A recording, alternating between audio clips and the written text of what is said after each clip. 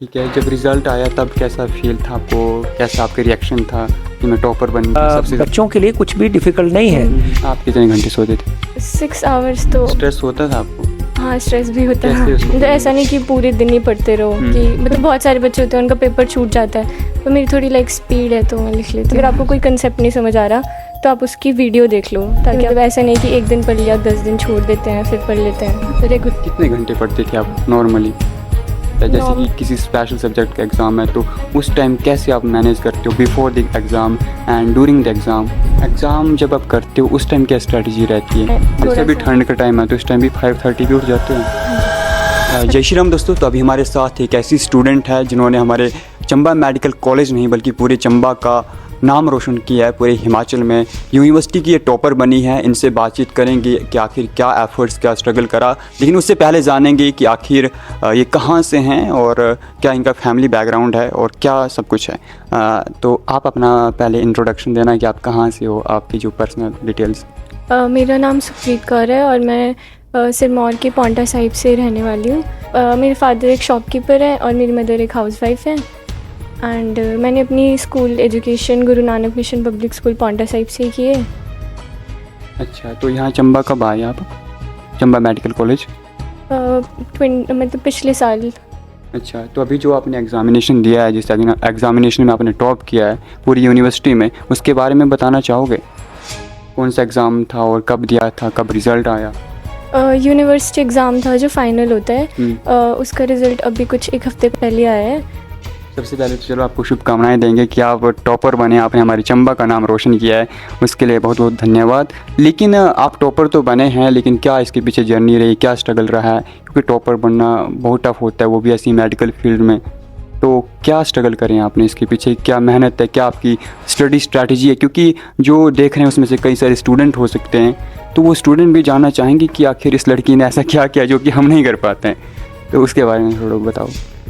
Strategy it's like कि ऐसा कुछ नहीं है, मतलब जो बैलेंस्ड स्टडी होती है वही की है। स्लीप को कॉम्प्रोमाइज़ नहीं करना चाहिए, मेरे को तो यही लगता है।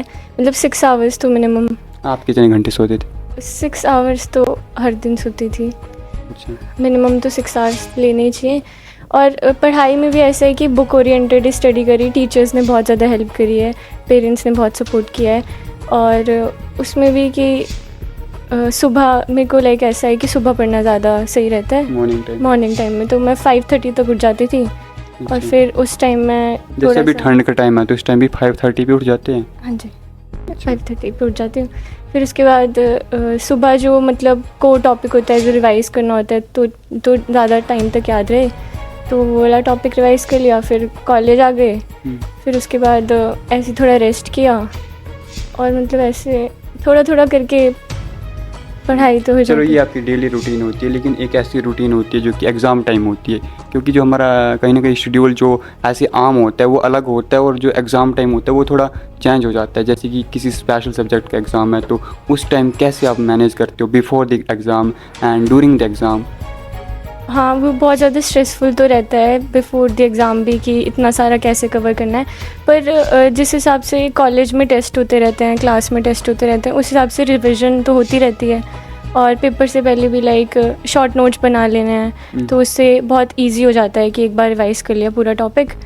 और एग्ज़ाम जब आप करते हो उस टाइम क्या स्ट्रेटजी रहती है? अब 3 घंटे का एग्ज़ाम है तो उस टाइम क्या स्ट्रेटजी रहती है, कैसे टाइम मैनेजमेंट करनी है, क्या यानी कि सब कुछ अटेम्प्ट करना है? हाँ, अटेम्प्शन तो मतलब ऐसा होता है कि सब कुछ ही करके आओ तो वो ज़्यादा अच्छा होता है, पर वही टाइम मैनेजमेंट करना होता है।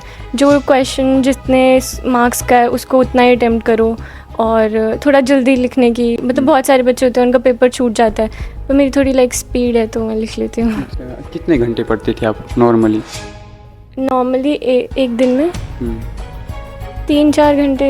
मतलब अगर ऐसा हो ना रेगुलर स्टडीज़ करो, मतलब बीच में ऐसा नहीं कि 1 महीना छोड़ देते हैं फिर पढ़ लेते हैं, तो उससे तो कैचअप नहीं होता। मतलब अगर आप जो क्लास में पढ़ाया या जो आपने करना है वो उसी दिन जाके कर लो तो ऐसे बहुत ज़्यादा इजी रहता है। रिवीजन टाइम टू टाइम वो तो टेस्ट के साथ भी हो जाती है। तो मेन तो यही है कि रिवीजन करनी होती है और मतलब विदाउट गैप दिए हुए, कि मतलब ऐसा नहीं कि एक दिन पढ़ लिया 10 दिन छोड़ देते हैं फिर पढ़ लेते हैं, रेगुलर। थोड़ा थोड़ा भी रेगुलर करोगे तो हो जाएगा। सोशल मीडिया को ज़्यादा प्रेफरेंस दी या फिर बुक्स को ज़्यादा प्रेफरेंस दिया आपने? मतलब ऐसा नहीं, सोशल मीडिया मतलब ऐसे एंटरटेनमेंट के लिए तो बहुत ज़रूरी है। स्टडी मटेरियल के रूप में? ऐसे स्टडी के लिए, हाँ स्टडी के लिए सोशल मीडिया पे ऑनलाइन बहुत ज़्यादा वो है, अब तो यूट्यूब पे इतना ज़्यादा है और उससे भी बहुत हेल्प मिलती है। और बाकी बुक्स भी बहुत, मतलब ऐसा होता है कि अगर आपको कोई कंसेप्ट नहीं समझ आ रहा तो आप उसकी वीडियो देख लो ताकि आपको वो थोड़ा समझ आ जाए, और फिर बुक से तो रीड करना ही होता है। ज़्यादा प्रेफरेंस किसको थी, बुक्स को थी? बुक्स को ही, हाँ जी। अच्छा। एनाटमी में BDC थी और जो फिजियोलॉजी थी उसमें गाइटन, नहीं तो GK पाल भी मैंने पढ़ी थी। कुछ टॉपिक्स गाइटन से, कुछ टॉपिक्स वहाँ से, और बायोकेम में वासुदेव। ठीक है, जब रिज़ल्ट आया तब कैसा फील था आपको, कैसा आपका रिएक्शन था कि मैं टॉपर बन गई, सबसे ज़्यादा मार्क्स मेरे ही हैं? नहीं, मतलब ऐसा नहीं था कि बहुत ज़्यादा मार्क्स मेरे ही हैं, मतलब बहुत खुशी हुई कि इतनी मतलब एफ़र्ट्स जो डाले उसका रिज़ल्ट आया, बट ऐसा नहीं था कि सबसे ज़्यादा मेरे हैं। तो फैमिली रिएक्शन कैसा था? वो बहुत ज़्यादा खुश हैं मतलब अच्छा। इससे रिजल्ट। चलो अब दो ही बातें होंगी एंड में। पहला एक मैसेज देना चाहोगे जो स्टडी कर रहे हैं, जो अभी तैयारी कर रहे हैं एग्ज़ाम्स की, या जो पढ़ते हैं, जो भी आपकी फील्ड के या जो भी स्टूडेंट्स हैं उनके लिए वो सुनना चाहेंगे आपको? और दूसरा कि इसका डेडिकेट किसको कर रहे हो जो आपने ये अभी हासिल किया है ये मुकाम? डेडिकेशन तो टीचर्स बहुत ज़्यादा हेल्पफुल रहे हैं, मम्मी पापा, नानू दादू, एवरीबॉडी, और फ्रेंड्स मेरे इतने सारे हैं कॉलेज में, सब ने बहुत ज़्यादा हेल्प किया सबका ही। अभी प्रिंसिपल सर भी बैठे हुए हैं, वो कैसे हैं? प्रिंसिपल सर भी बहुत हेल्प करते हैं। अच्छा, मतलब एक लास्ट मैसेज दे दो ऑडियंस को कि क्या करना चाहिए, क्या नहीं करना चाहिए। मैसेज तो यही है कि टाइम टू टाइम पढ़ना चाहिए और बहुत ज़्यादा बैकलॉग नहीं हो तो ये ज़्यादा अच्छा रहता है। और ऐसा नहीं है कि पढ़ते ही रहो पूरे दिन, वो भी बहुत ज़रूरी होता है। स्ट्रेस बस्टर्स, मतलब कुछ खेल लिया, फिज़िकल एक्टिविटी भी बहुत ज़रूरी होती है। और लाइक कुछ भी एंटरटेनमेंट के लिए कोई शो देख लिया, मतलब ऐसा नहीं कि पूरे दिन ही पढ़ते रहो, बिल्कुल बहुत टाइम मैनेजमेंट तो करनी पड़ेगी। और बस अगर रेगुलर पढ़ोगे और रेगुलरली आवाज़ दोगे तो बहुत अच्छे से हो जाएगा। और स्ट्रेस होता था आपको? हाँ, स्ट्रेस भी होता है। कैसे उसको मतलब डिफीट करते थे स्ट्रेस को? स्ट्रेस के लिए तो बस कुछ खेल लिया। मैं बैडमिंटन खेल लेती थी कभी बाहर। मैं मोस्ट ऑफ द टाइम हमारे हॉस्टल में नीचे एक गार्डन सा था तो हम वहाँ पे बैठ जाते थे, बातें कर ली किसी से, मम्मा से बात कर ली। मोस्ट ऑफ द टाइम तो यही करते थे। चलो ठीक है, thank you so much and आपको फिर से शुभकामनाएं। आप टॉपर बने हो, आपने हमारी चंबा का नाम रोशन किया है। और हमारे साथ प्रिंसिपल सर भी मौजूद हैं, doctor Pankaj Gupta sir. Sir सबसे पहले ये बताओ कि आपको कैसा फील हो रहा है, आपकी स्टूडेंट पूरी यूनिवर्सिटी में टॉपर बनी है।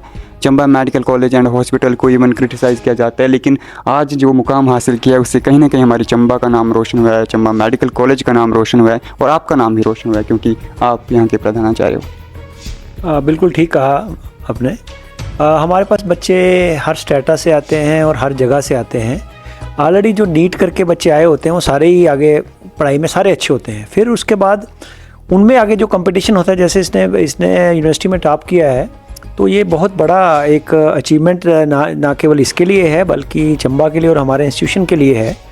और हमारे बच्चों को, क्योंकि जो फैसिलिटीज़ अभी भी हमारे पास वैसी IGMC और टांडा की तरह नहीं है, पर उसके बावजूद भी हमारी बच्ची ने पूरी यूनिवर्सिटी में टॉप किया। तो पहले तो इसको मैं मुबारकबाद देना चाहता हूँ, इसके टीचर्स को मुबारकबाद देना चाहता हूँ, इसके पेरेंट्स को मुबारकबाद देना चाहता हूँ। और ये मैसेज भी देना चाहता हूँ कि बच्चों के लिए कुछ भी डिफ़िकल्ट नहीं है। बच्चे अपनी मेहनत भी करते हैं, टीचर्स की मेहनत भी लगी होती है, और इंस्टीट्यूशन में ऐसी पॉलिसीज़ हैं कि जैसे एकेडमिक माहौल है तो वो बच्चे बाकी जगह से भी नंबर ज़्यादा लेते हैं। तो बच्चे, हम चाहते हैं कि बाकी बच्चे भी जैसे ज़्यादा नंबर लें और जैसे ज़्यादा इसमें आगे बढ़ के आएँ, क्योंकि हमारा फील्ड ऐसा है कि मेडिकल फील्ड ऐसा है कि इसमें there is no shortcut to success. खैर ये किसी में भी नहीं है, सबको हार्डवर्क करना पड़ता है और बाकी प्रोफेशन से हमें काफ़ी ज़्यादा हार्डवर्क करना पड़ता है। या यू कैन अंडरस्टैंड कि लाइफ एंड डेथ जो है मैटर करती है। हमारे पास जैसे पासिंग मार्क्स बाकी डिपार्टमेंट्स में 30 होते हैं, हमारे 33%, हमारे 50% होते हैं। तो कई जगह हम चाहते हैं कि पासिंग मार्क्स 100% ही हों, क्योंकि अगर एक भी गलती हुई तो पेशेंट की लाइफ पे आएगी। तो अभी फर्स्ट प्रॉफ में ही हुआ है। मैं चाहता हूँ कि बच्चे आगे भी ऐसा करें, और क्योंकि आगे भी बड़ा अभी टाइम, डिफ़िकल्ट टाइम और आने, डिफ़िकल्ट इन द सेंस कि मेहनत करनी पड़ेगी, अदरवाइज़ तो डिफ़िकल्ट नहीं कहूँगा मैं। बच्चे मेहनत करेंगे और बड़े अच्छे मैं इसको भी शुभकामनाएं देता हूँ, और ये भी शुभकामनाएं देता हूँ, और इसको मैं चाहता भी हूँ कि अच्छी डॉक्टर बने और ये आगे सुपर स्पेशलिटी और स्पेशलिटी करे। Thank you. आपको भी हम शुभकामनाएं देते हैं और मुबारकबाद देते हैं, क्योंकि आपके भी कहीं ना कहीं प्रयास हैं इसके पीछे। बाकी आज की वीडियो का मकसद ये था कि आप भी कहीं ना कहीं इंस्पायर हो इस लड़की से कि चंबा में रहकर स्टडी कर ये यूनिवर्सिटी टॉपर बने। तो यहाँ पर ऐसा कोई इशू नहीं होता है कि आप चंबा में रह रहे हो तो आप कुछ नहीं कर सकते हो। इन्होंने बहुत कुछ हासिल किया और आगे भी करेंगे। इनको शुभकामनाएं, और प्रिंसिपल सर का और इनका थैंक्स करना चाहेंगे, और बाकी इस वीडियो को शेयर करना। Thank you so much.